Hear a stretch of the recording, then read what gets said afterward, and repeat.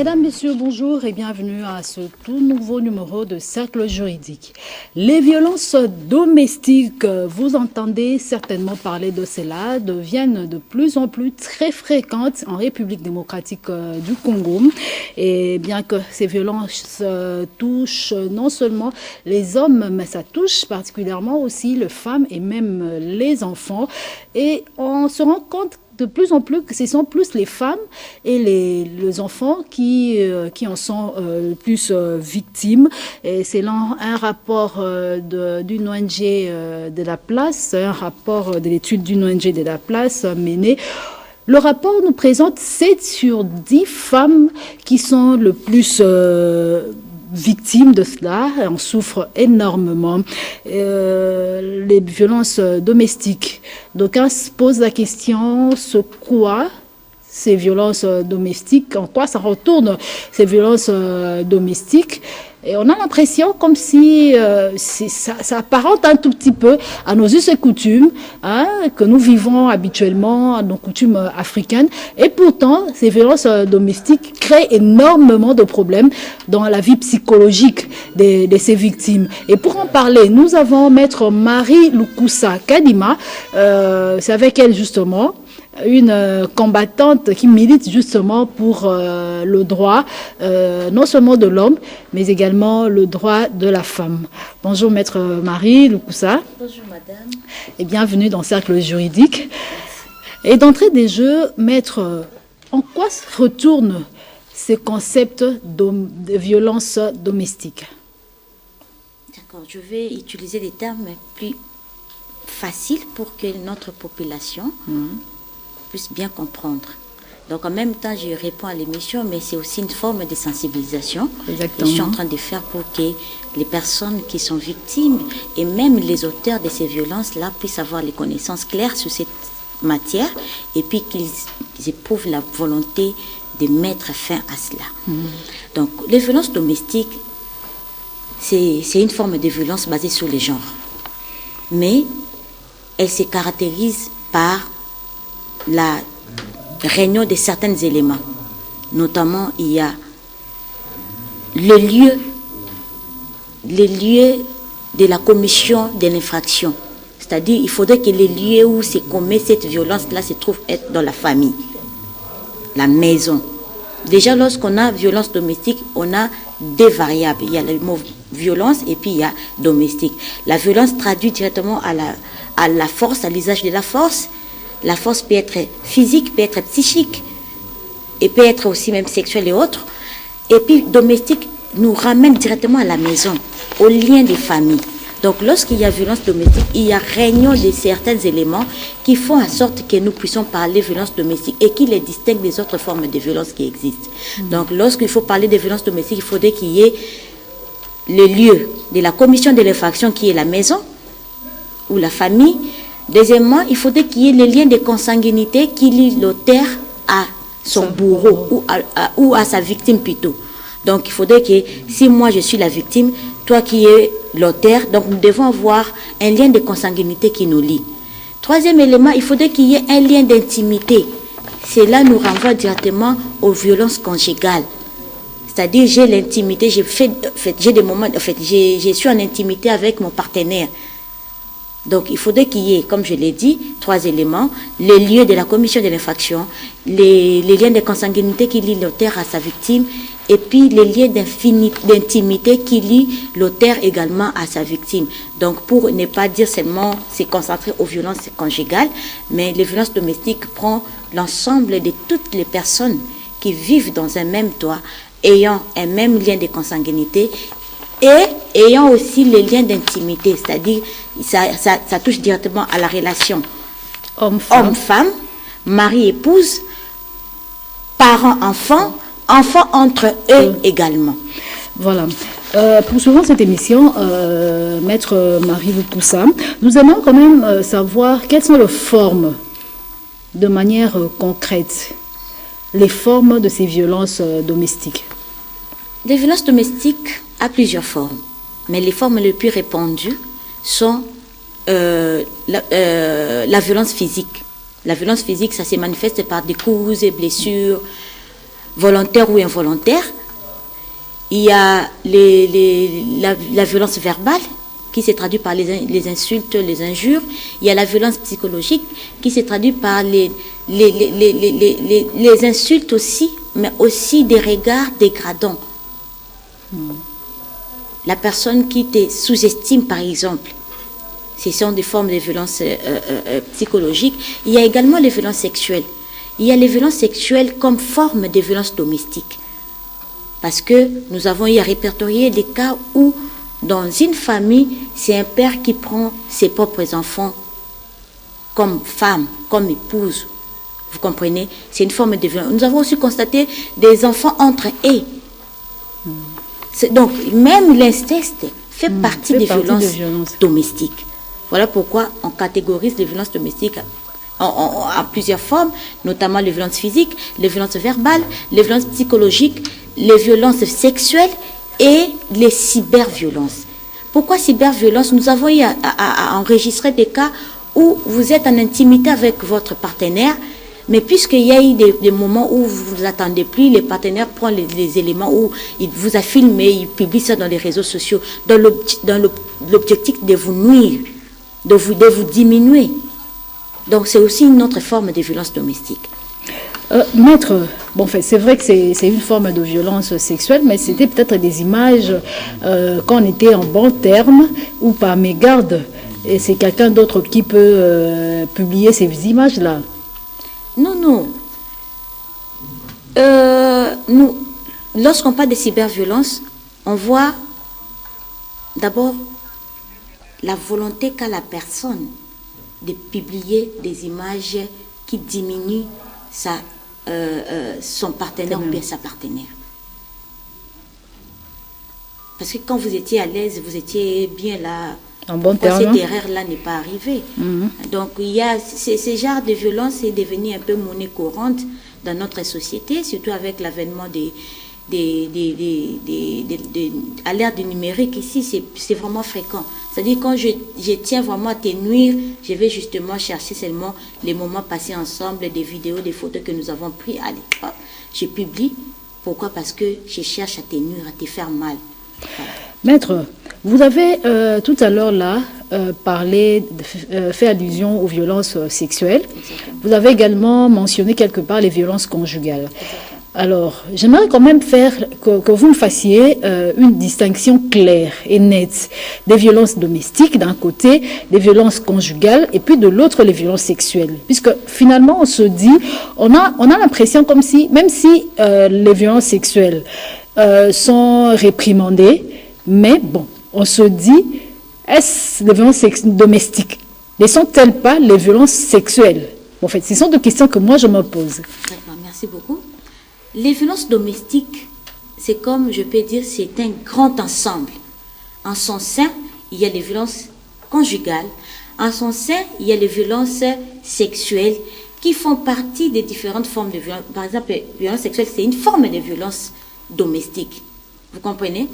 Alors, les violences sexuelles, déjà, elle est définie par rapport à notre législation. Nous avons une loi sur les violences sexuelles. Il y a des actes constitutifs de violences sexuelles. Nous avons au moins 16 actes que la loi nous dit, voilà, si vous tombez sur tel acte, c'est une violence sexuelle. Vous comprenez? Avec ses différentes pénalités et autres. Les violences conjugales, en fait, c'est une forme de violence qui ne se limite qu'au niveau du lit conjugal. C'est-à-dire, c'est une forme de violence qui ne définit que les comportements violents qui régissent l'homme, les partenaires, donc l'homme et la femme, dans leur toit conjugal, dans leur lit conjugal. Dans les violences conjugales, il y a également les violences sexuelles. Il a été prouvé que les deux partenaires peuvent se violenter sexuellement.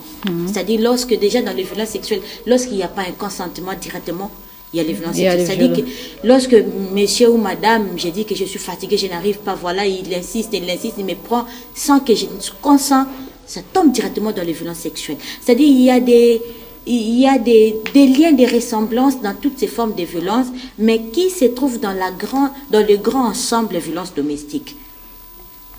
Et leur dénominateur commun, c'est les violences basées sur les genres.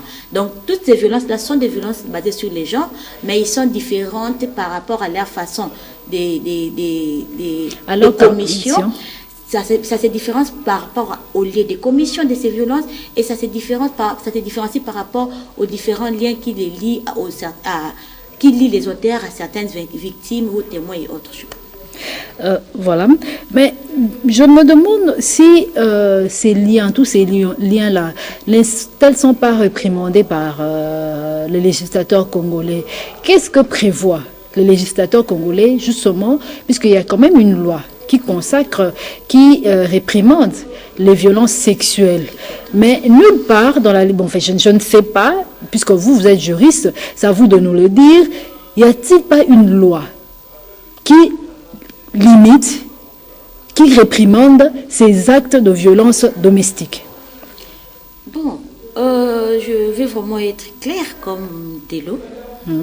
Lorsqu'on dit qu'il y a une loi qui réprimande les violences domestiques, déjà en RDC, en parcourant notre législation à la matière, il n'y a pas une loi qui parle exclusivement de violences domestiques.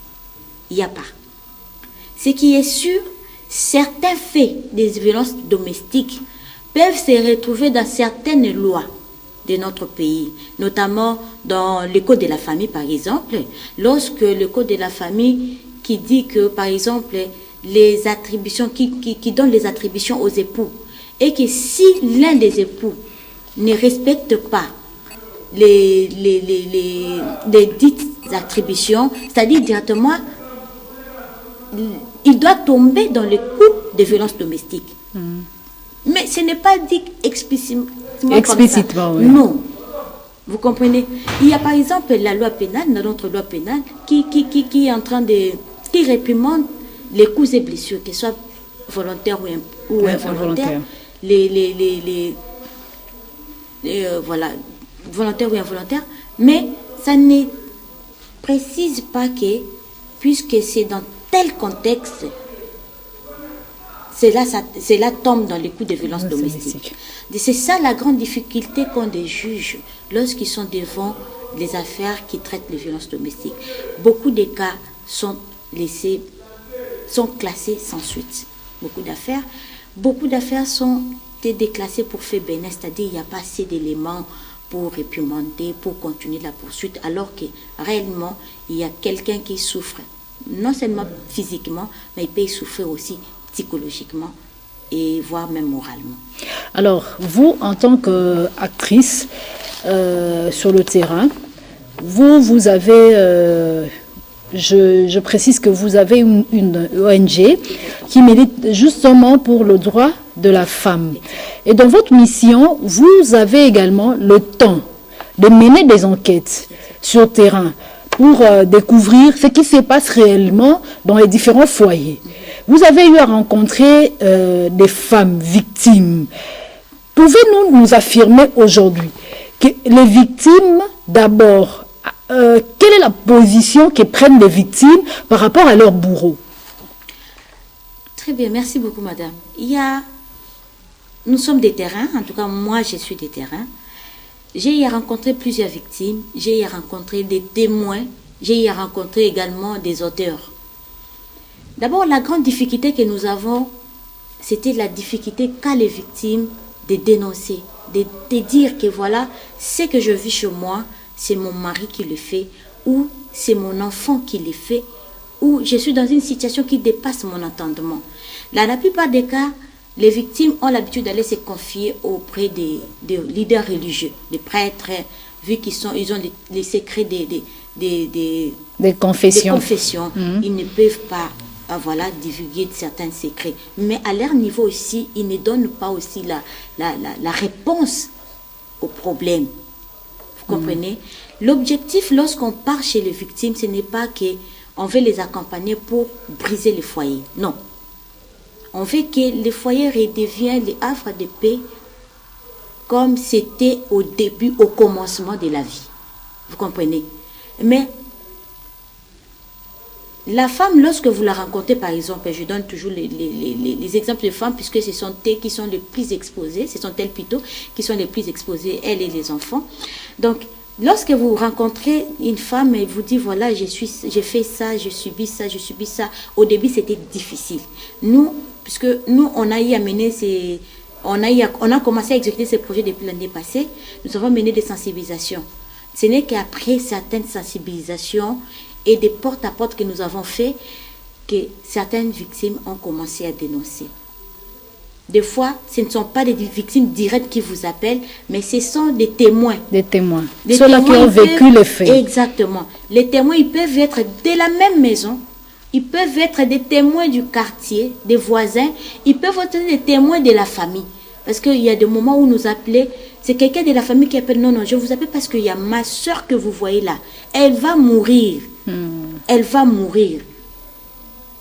Nous avons été contactés parce qu'il y a des femmes qui ont été tellement tabassées jusqu'à au point où on l'a amputé les doigts. On l'a amputé l'oreille.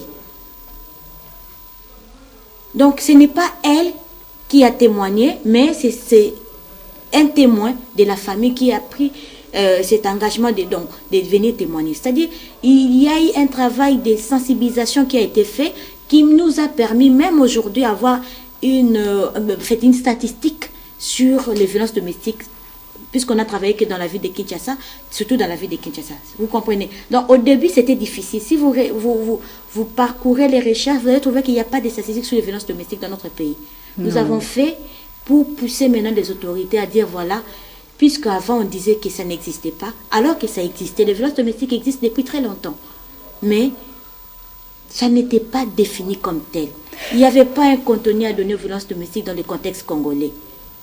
Vous comprenez? Mais grâce à la Covid-19, parce qu'il y a un lien direct avec le Covid-19, parmi les éléments, les facteurs qui ont fait exploser les cas de violences domestiques dans notre pays, il y a également Covid-19 avec ses mesures d'accompagnement, notamment les confinements et autres, qui a fait que les victimes ont commencé à témoigner, à parler, à dire. Il y a eu des victimes qui sont allées elles-mêmes saisir la police pour dire, voilà, je suis fatiguée. Si vous me laissez là-bas, je vais mourir. Mais maître, en vous suivant parler, je n'ai pas je n'ai pas la nette précision de ce que vous voulez nous dire comme violence domestique. Vous avez dit tantôt que les violences domestiques peuvent se traduire par la forme physique, à la forme psychologique et aussi des coups et bleus. Bon, j'aimerais quand même que vous nous expliquiez de manière claire qu'est-ce qu'on entend par les violences domestiques ou des exemples concrets à nous donner par rapport à la forme physique ou à la forme psychologique liée à la violence domestique. Je disais tantôt ici que les violences domestiques avaient plusieurs formes, notamment la forme physique. Elle peut se traduire par une forme physique. Lorsqu'on parle de la forme physique, on voit tout ce qui est réel, tout ce qui est palpable. C'est-à-dire la violence physique, c'est-à-dire la force physique. En fait, les coups que vous avez reçus, que l'œil humain, l'œil physique peut voir facilement. Vous comprenez? Il y a eu des femmes qui ont été tabassées. Par exemple, des gifles. On vous a donné des gifles et que nous avons remarqué que réellement, madame a été giflé, et nous avons des maître, je ne me verse pas dans la vie privée, mais je me dis, vous n'êtes pas marié? Exactement. Vous n'êtes pas marié? Comment vous saurez que cette femme-là, qui a été giflée par son mari, qui vient dénoncer, et que ça c'est la violence domestique? La plupart des cas de ces femmes-là qui viennent dénoncer aujourd'hui, c'est-à-dire ce n'est pas la première fois qu'elles puissent subir cette forme de violence. Les femmes-là qui dénoncent, même les enfants qui viennent dénoncer aujourd'hui, c'est-à-dire ils ne dénoncent pas les violences d'aujourd'hui, ils dénoncent une habitude. Ils sont habitués à vivre dans la violence. Lorsque ça devient une habitude et qu'elles sentent que sa vie devient en danger, c'est à ce moment qu'ils viennent dénoncer. La plupart des cas, ils ne viennent pas dénoncer parce que j'ai subi ça aujourd'hui. Non. Moi, je suis dans la famille. J'ai une sœur qui a été... Elle avait l'habitude d'être tabassée, mais elle ne disait rien. Non, je ne veux pas dire des choses de mon foyer, je ne veux pas... Puisque même si j'ai dit, je ne veux pas divorcer, voilà. L'objectif, ce n'est pas de divorcer. Mais ne fût-ce que dire dans la famille que mon mari a un comportement bizarre, est-ce qu'on peut l'aider par des petits conseils? Est-ce que voilà... Mais nous sommes dans une culture africaine. Exactement. C'est lié à la coutume. Mais vous ne pouvez pas aujourd'hui contredire, balayer la coutume. La coutume et ces us rétrogrades qui sont des facteurs favorisant des violences domestiques. Ce sont des facteurs... Moi, il y a une affaire qui est passée, je crois, c'était à une jeune avocate du barreau de la Gombe qui a trouvé la mort. L'affaire Makolo. C'est-à-dire, cette dame-là, elle vivait la violence depuis. Elle est allée à la famille. Maman, mon mari me tape. Je ne suis pas allée, je vais mourir. La dame, au nom de la famille, parce qu'on est africain, non, Liba les alakabongwana, Liba, il faut supporter. C'est comme si on nous a dit que pour vivre bien dans le mariage, il faut qu'on te tape, il faut qu'on te maltraite. C'est ça le mariage. Non, le mariage c'est aussi le respect mutuel. Le mariage c'est aussi l'estime de soi. Toi, tu ne peux pas être là pour me sous-estimer. Tu as des enfants que tu as fait étudier, mais tu dois un mari qui doit l'épouser pour lui dire que toi, tu ne peux pas. Je ne vais pas te voir au travail puisque tu dois rester là. Et puis, non, ça je ne peux pas accepter. C'est ça les us coutumes. C'est ça les us coutumes qui nous freinent jusqu'à aujourd'hui. Et cette fille-là, c'est une avocate de renom. On l'a enterrée. Pourquoi? Parce que quand elle partait chez sa mère, maman disait non, c'est ça le mariage. Nous sommes les Kasséens, il faut protéger, voilà. Aujourd'hui, on l'a enterré. Et la maman souffre doublement. Maître, nous aimerions quand même avoir ce que vous voulez aujourd'hui, puisqu'il y a une loi particulière spécifique, disons, pour les violences, en ce qui concerne les violences sexuelles, les causes et blessures, qui, je signale d'ailleurs, se montre faible. C'est-à-dire qu'on peut faire, en fait, la victime peut tout aussi bien montrer les coups et blessures, les preuves et tout qu'on sort, mais qui à la longue, ce sont des procès ou des affaires judiciaires qui se bouclent, qui se bouclent facilement. Qu'est-ce que vous, en tant qu'actrice, qui milite justement pour éradiquer ces phénomènes dans la République démocratique du Congo, qu'est-ce que vous préconisez pour que finalement qui puisse être appliquée de fond en comble, la loi sexuelle et la loi portant protection des personnes vivantes et des personnes victimes de violences sexuelles? D'accord. D'abord, nous, sur le plan législatif, on est vraiment avancé. Nous avons la loi sur la protection des enfants, mais vous allez constater que même s'il y a la loi sur la protection, parce que les enfants, ce sont des victimes, même s'il y a la loi sur la protection des enfants continuent à souffrir. Nous continuons à voir les phénomènes chégués. Ces phénomènes-là, ce sont des enfants qui ont subi la violence dans la famille. Nous avons les phénomènes Kuluna ici. Nous avons la guerre qui continue à l'Est. Ce sont nos enfants, non?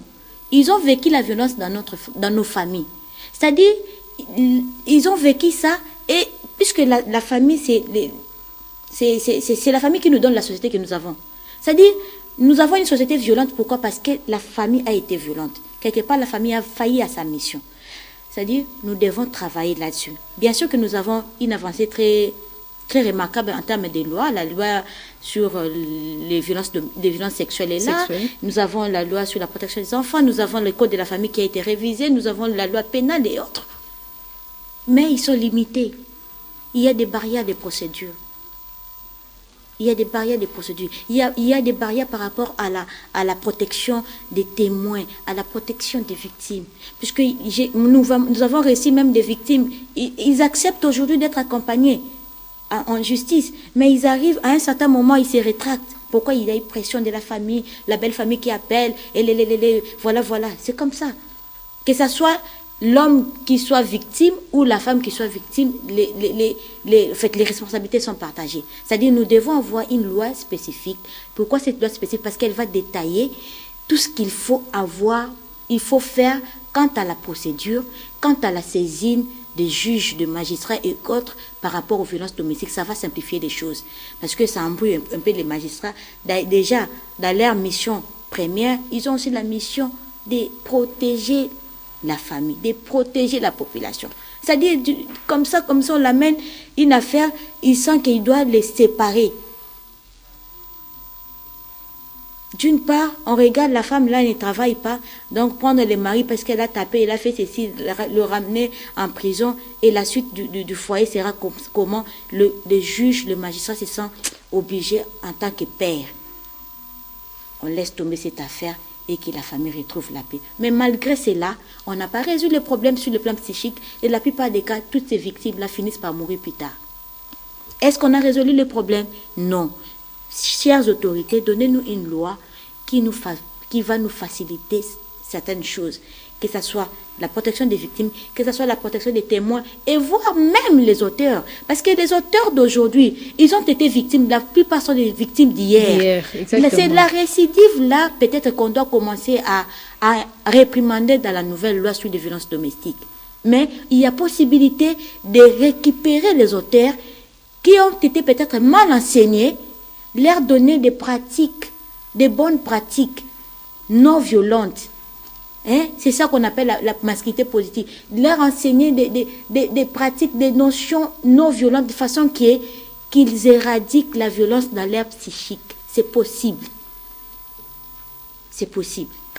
Voilà, merci maître Marie Lukusa Kiadima, qui est avocate des professions et aussi, surtout, présidente du Forum des femmes citoyennes et engagées pour la gouvernance, la démocratie et le développement. Merci à vous d'avoir répondu à notre invitation. Merci également à vous, chers téléspectateurs, qui avez suivi cette émission. Je rappelle que nous avons parlé avec maître Marie Lukusa de violence domestique. Vous avez suivi, tout est possible pour refaire les choses et le refaire proprement et de manière digne. À ce que les partenaires, les enfants, les partenaires même sexuels, les enfants, l'homme et la femme au sein d'un foyer puissent vivre heureux. Voilà, mesdames, messieurs, merci. À très prochainement.